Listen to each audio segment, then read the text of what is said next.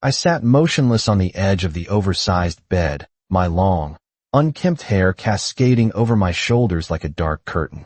My eyes, once praised as the brightest jewels in the capital, now stared blankly ahead, seeing nothing but an endless, suffocating gray. My face was pale, devoid of the vitality that had once defined me, and my body was clad only in a thin, silk inner robe that offered no protection against the chill of the room or the shame burning beneath my skin. Visible on my exposed neck and collarbone were the fading red marks of possession, a map of someone else's desires stamped onto my flesh. I lifted a trembling hand to touch my face, but the movement caused the golden chain around my ankle to rattle. The sound was sharp and jarring, a constant reminder of my reality.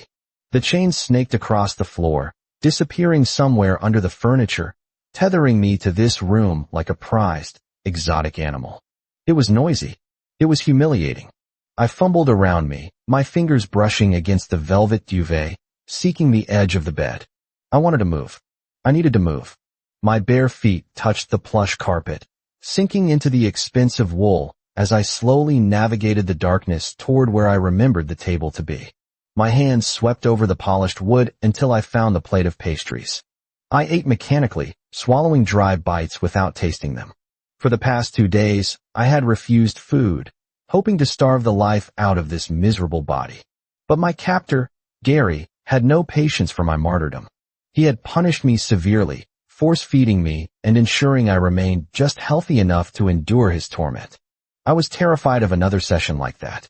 Now that Prince Gary was away at the royal court, I decided to eat on my own terms. I could not hang on to life by a thread just to be his plaything. I needed strength, even if I didn't know what for yet. My mind drifted back to the catastrophe that had upended my existence. Before the truth was exposed, I was Prince Eric, the 9th son of the king, the golden child of the dynasty. I had just reached adulthood, celebrated and adored by thousands. Then, the foundation of my life crumbled. It was revealed I was a fake, a child swapped at birth to secure power. I hadn't even had time to process the revelation when my mother, the royal consort who had loved me with a fierce, ambitious intensity, drank a cup of poisoned wine right in front of the king. "Please," she had gasped, blood staining her lips, "spare Eric. He knew nothing. She wasn't a good person. She had clawed her way up the harem hierarchy with ruthless determination. But she had raised me for 20 years, and in her own twisted way, she loved me." I was thrown into the imperial dungeon, stripped of my title and dignity. The torture was brutal. They damaged my head, stealing my sight, and plunging me into this eternal night. Heaven and hell were separated by a mere heartbeat. My uncle's family was implicated and exiled to the frozen north, which was a mercy compared to execution. But the king, the man I called father, he couldn't bear to look at me. I was a counterfeit, an embarrassment.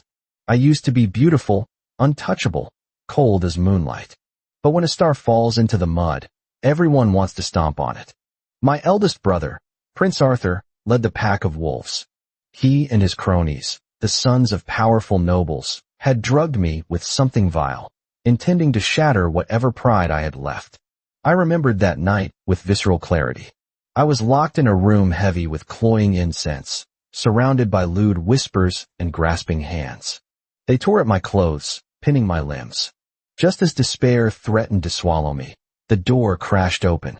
A figure cloaked in black stormed in, violence radiating from him like heat.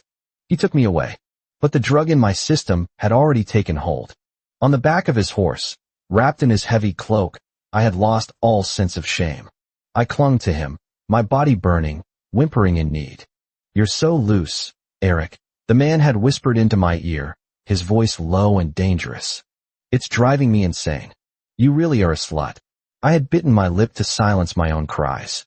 Even though I couldn't see, the scent of sandalwood and cold rain was unmistakable. When he had scooped me up in that room, he had let out a cold, mocking laugh. I knew him. It was Gary, the 5th prince, the outcast, the one everyone ignored. "Just kill me." I had sobbed, my voice breaking. "Gary, please, just kill me." The wind howled around us, drowning out my plea. Or perhaps he just chose not to hear it. He took me to a safe house, a private manor hidden away from the palace. That night, I was broken, humiliated and desperate. I lay before him, gasping for air, eventually abandoning all dignity to reach out and hold him, begging for release. Gary was a large man, his frame powerful and imposing. He trapped me in his arms, rendering me immobile. Outside, thunder cracked and lightning split the sky, mirroring the storm inside the room. Sweat dripped from his brow onto my bare back, scalding me. When I tensed, unable to handle the sensation, his brow furrowed. He slapped my flank, a sharp, stinging blow. "Relax," he growled, his voice hoarse. The sound of the slap echoed. Gary narrowed his eyes, seemingly enjoying the sound, and struck me again, lighter this time. My face was buried in the pillows, my body trembling as silent tears soaked the fabric. From that night on, the prestigious Ninth Prince was dead. I was just a blind orphan with no mother, no name, and no future. Sitting at the table now, I finished the pastry and rubbed my stomach absent-mindedly. Lately, I had felt nauseous, a strange heaviness settling in my gut. I hadn't told Gary. That night, he had saved me from Arthur, yes. But he hadn't hesitated to use my compromised state for his own satisfaction. He had insulted me, degraded me, and treated me like a conquest. We had never been friends. I was the beloved son of the favorite consort. He was the son of a nameless maid who died in the cold palace. Our worlds were miles apart. My mother had wanted to be empress. She viewed him as a stain. Naturally, I had treated him with the same cold indifference. Now, the roles were reversed. I was the pet. He was the master. In the beginning, I tried to end it. I bit my wrists until they bled. He responded by dislocating my arms and binding them. He gagged me to stop me from biting my tongue. I couldn't see myself, but I knew I looked pathetic, drool and tears mixing on my face. Gary had suspended me by my bound wrists, shouting at me with a fury that shook the room. "Do you still want to die?" he had roared, gripping my chin. "Answer me. Do you still want to die?" I could only choke on my sobs, unable to speak. When he finally cut me down, I lay on the carpet, drenched in sweat, unable to move a muscle. "If you don't kill me today," I rasped, my throat raw, "I will kill you tomorrow." My voice was weak, lacking any real threat. Gary stood over me, his chest bare and heaving. He looked down at the broken creature at his feet and scoffed. "Look at you," he sneered. "Half dead and pathetic. Killing me is a fantasy, Eric. For the rest of your life, your only place is beneath me. This is the best outcome for you. You have no name, no status. Only my favor keeps you breathing. Don't even think about anything else. I have 1,000 ways to keep you alive against your will. Get out," I screamed, shaking with rage. "Get out, you pervert. You lunatic." Gary laughed, a cold, sharp sound. He bent down, scooped me up effortlessly, and tossed me onto the bed. He pinched my cheek hard. "Of course I'm a pervert, little brother," he said. "You're my brother," I blurted out. I froze. The words were a humiliation in themselves. I wasn't his brother anymore. I was a fake. We shared no blood. I expected him to mock me, but he just shrugged. "So what? Even if you were the king's true son, if I defeated you, I would treat you exactly the same." It was naked ambition and cruelty. I was powerless, blind, and dependent on the man I hated. But strangely, over the months, I had grown accustomed to the rhythm of this hell. As long as I didn't try to kill myself, Gary didn't go out of his way to torture me. Footsteps echoed in the corridor, snapping me back to the present. I turned my head, my useless eyes searching the darkness. "My lord," a servant's voice called out. "The guest has just rested." "Amen," came a deep, indifferent hum. The door creaked open. Panic flared in my chest. I stood up abruptly, trying to feel my way back to the safety of the bed. In my haste, I collided with a chair, sending it scraping loudly across the floor. Gary walked in and saw my clumsy panic. I couldn't see him, but I reached my hands out defensively, terrified of crashing into something else. Heavy, measured footsteps approached. Slow, deliberate. Within seconds, a large hand clamped around my wrist. "Don't touch me." I yanked my arm back. Gary's grip tightened, and he pulled me violently into his chest. "Why are you so fierce? Do you want to be punished?" I couldn't see his face, and that lack of information made me feel incredibly unsafe. My eyes filled with tears again. "If you have the guts, just kill me." Gary chuckled darkly. He dragged me toward the bed. You already tried dying. Since you failed, just accept your fate. Be my person. I'll give you food. I'll give you shelter. His tone suggested he was talking about a stray dog. I stumbled after him, my voice cold. Keep dreaming. He threw me onto the mattress. A reject. A fake prince. No power. No eyes. And you tell me I'm dreaming? Who is really delusional here, Eric? If you were in anyone else's hands, they would have broken your bones and left you to rot in a gutter. I tried to sit up, but he pushed me back down, pinning me by the shoulder. Accept it, he said. This is your life now. I felt smoke rising from my ears. I was so angry. Get out. You. If you have the ability, kill me. That phrase again. Gary sighed, bored. He stood up, and I heard the rustle of fabric. He was undressing. He tossed his jade belt buckle onto the table with a clatter. He didn't dignify my outburst with a response. He stripped off his outer robe and climbed into the bed. I scooted backward, trying to retreat to the wall. Gary reached out, grabbed my waist, and hauled me into his arms. I flailed, my hand connecting with his face in a sharp slap. Smack. Silence filled the room. I didn't know if he was angry. He simply caught my wrist and pinned it to his side. Now that you're a commoner, you've certainly found your claws, he mused. Not bad. In the past, you only ever looked down your nose at people. My chest heaved as I struggled, sweat beading on my forehead. And what are you? Don't flatter yourself. Before, I was noble, so of course I looked down on you. Now I've fallen, and you're just taking advantage of a cripple to feel powerful. Shoo. He hushed me, pressing my face into his chest. I'm tired today. I don't want to argue. Shut up. I ground my teeth, my face burning with indignation.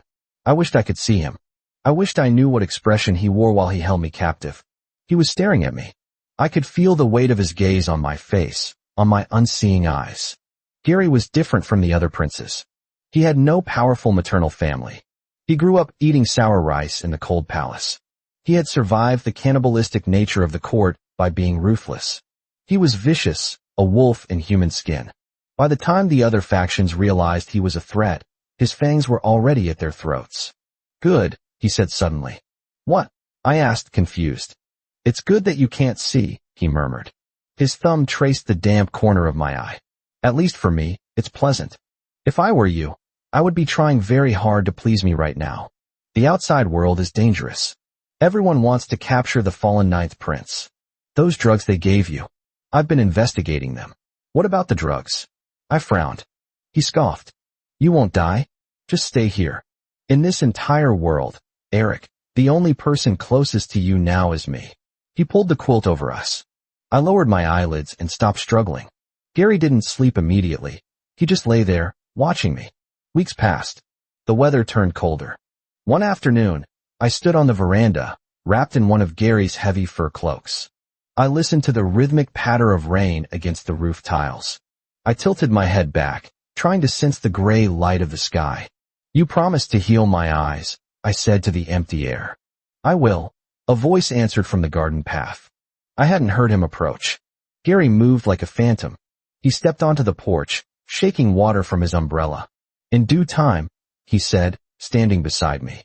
I placed a hand on my stomach. The nausea had passed, replaced by a distinct, firm swelling. My face was pale. Am I sick? I asked quietly. Gary was silent for a long moment. No. I turned my unseeing eyes toward him. The wind blew strands of his hair across my cheek. Don't lie to me. Gary's gaze felt heavy, complicated. Suddenly, he reached out, his rough palm cupping my cheek. He slid his hand down to my arm and pulled me abruptly against him. The doctor says your eyes might recover on their own, he said, changing the subject clumsily. We don't need medicine. I pressed my face against his chest, listening to his strong heartbeat.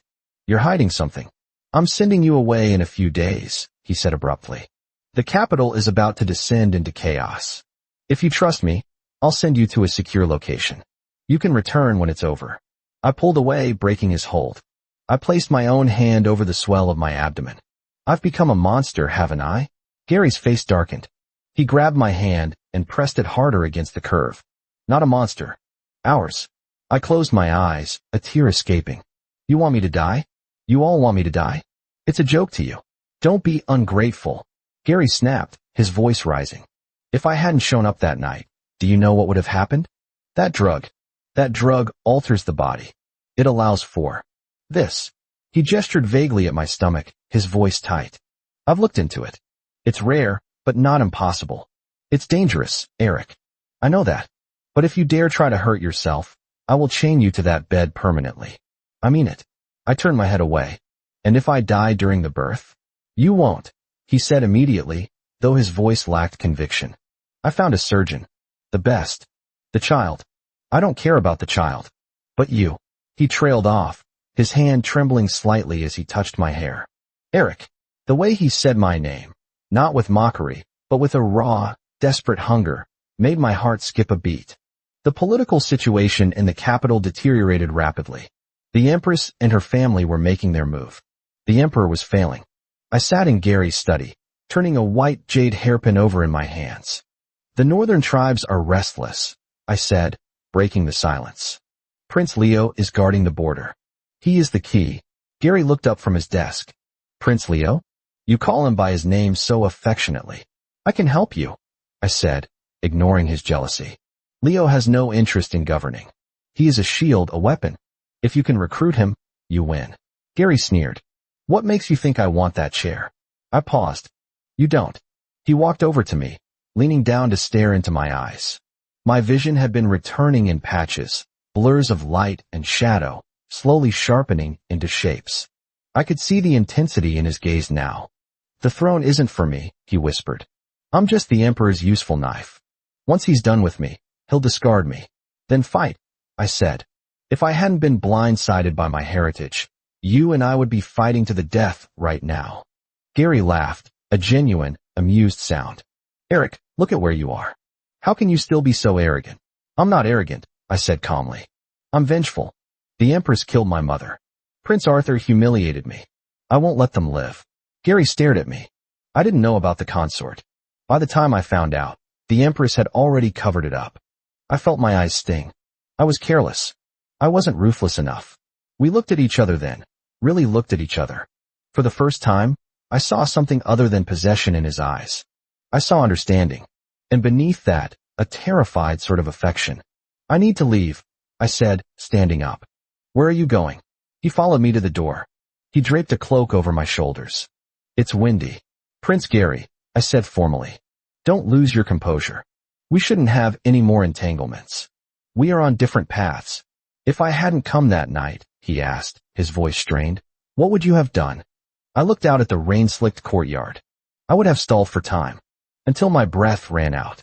Don't worry, he growled, his jaw tightening. Those 6 men, none of them will escape. I know, I said. 2 are already dead. He paused. He realized then that I wasn't just a helpless victim. My network was broken, but not gone. My assassins were just slower than his. The day the sky turned red, Gary told me to wait for him. He left the manor with a grim expression, armed for war. By early afternoon, the sound of boots thundered outside my door. Amber, my maid, who was secretly one of my sleeper agents, burst in. She knelt, presenting a sword. Master, she said. It is time. I bound my hair with the white jade pin.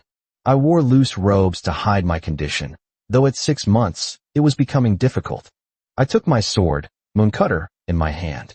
Let's go. We moved through the chaos of the manor. Gary's guards were either unconscious or tied up. My loyal servant, Duke, met us at the gate with tears in his eyes. Master, the 4th prince, Leo, is at the city gates. We must go to him. Where is Prince Arthur? I asked, my voice like ice. He and the 6th prince have rebelled. They are cornered near the Grand Temple. Good. We rode through the back alleys. The streets were slick with blood and rain. The rebellion was in full swing. The Empress had poisoned the Emperor, trying to seize power for her biological son, the weak 6th prince. But Gary had outmaneuvered them. He had forced their hand, making them strike before they were ready. We reached the temple. The fighting was fierce. I saw him in the distance, Prince Arthur. He looked ragged, desperate. When he saw me, he froze. Then he laughed, a manic sound. He looked at my stomach. Eric, he shouted over the din of battle. I knew you'd come. I'll take you to hell with me. You first, I whispered. I walked toward him. The wind whipped my hair across my face. He lunged, but he was clumsy with fear. I sidestepped, Mooncutter flashing in the gray light. I slashed across his eyes. "Don't look at me with those filth-filled eyes." I spat. I drove the blade into his chest. He didn't even have time to scream. I stood over his body, breathing hard. My stomach cramped, a sharp warning pain. I wiped the blood from my face. It was done. The monster was dead. "Master," Duke cried. "We must go." "To the north." "No," I said, leaning against a stone pillar. "I'm done running." "But go," I ordered. "Take Amber. Go to the north. Protect my sister. We won't leave you. Go." They hesitated, then fled as a new detachment of cavalry approached. I closed my eyes, listening to the hoofbeats. "Eric." The voice was frantic. I opened my eyes to see Gary galloping toward me, alone. He looked terrifying, covered in blood, eyes wild with panic. He threw himself off his horse before it even stopped moving. "Where are you going?" he demanded, grabbing my shoulders. I looked at him. My vision was clear now. I saw the fear etched into his handsome features. "I'm not going anywhere," I said softly. "Come back with me," he pleaded, his voice breaking. "Don't leave me alone." The words triggered a memory. Years ago, when we were children, he had been locked in a woodshed by a cruel eunuch. I had passed by and sat outside the door to keep him company. Through a crack in the wood, he had grabbed my finger. "Don't leave me alone," the boy had whispered. I hadn't thought much of it then, but he had never forgotten. "Gary," I sighed. "I can't do this without you," he said, pulling me into a bone-crushing hug. "We have work to do." Big work. I let myself relax into his embrace. The adrenaline was fading, leaving me exhausted. "Okay, take me to a doctor." It took 7 years for Gary to stabilize the empire and ascend the throne. I helped him every step of the way. I changed my name to Shun, taking my mother's maiden name. With the backing of her powerful family, who rallied around me once the truth was out, I became the Grand Tutor. Gary was a good emperor, ruthless when needed, but fair. And our son, the Crown Prince, was 7 years old now. He was a solemn, serious little boy who looked exactly like Gary but had my temperament. I was correcting his calligraphy in the Eastern Palace when Gary walked in. He dismissed the servants with a wave of his hand. He came up behind me, wrapping his arms around my waist and resting his chin on my shoulder. "Tutor Shun," he murmured into my neck. "The Empress has quite a temper today." "Improper," I scolded, trying to shrug him off. "We are in the study." "I don't care," he said, biting my earlobe lightly. "Stop tormenting me." He scooped me up into his arms. "Gary," I hissed. "Put me down." "No," he grinned. "We have official business to discuss." "In the bedroom." "You are insatiable," I complained, though I didn't fight him. "Only for you," he promised. Before he could carry me out, a small, clear voice rang out from the doorway. "Father? Daddy?" We both froze. Our son stood there, holding a book, looking confused. Gary sighed, putting me down but keeping an arm around my waist. He looked at me, his eyes full of warmth and a love that had survived hell and back. "Later," he whispered to me. Then, louder, to the boy, "Come here, son. Let your daddy teach you how to run an empire."